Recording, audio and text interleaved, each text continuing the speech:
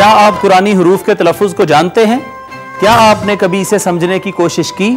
बुनियादी कुरानी अरबी ग्रामर से वाकिफ हैं? क्या आप कुरान पाक का तर्जुमा कर सकते हैं? कुरान पाक की तफसीर और उसूल तफसीर को जानते हैं? जी हाँ, हम ला रहे हैं आपके लिए इरफानुल कुरान कोर्स के नाम से हुजूर नबी अकरम सल्लल्लाहु ताला अलैहि वसल्लम की उम्र पाक की मुनासिबत से 63 लेक्चर्स पर मुश्तमिल एक ऐसा प्रोग्राम जिसमें आप सीख सकेंगे तजवीदो किरात मा अमली मश्क, तफसीर व उसूल तफसीर, बुनियादी अरबी ग्रामर, अहादीस नबवी और कुरानी व नबवी दुआएं।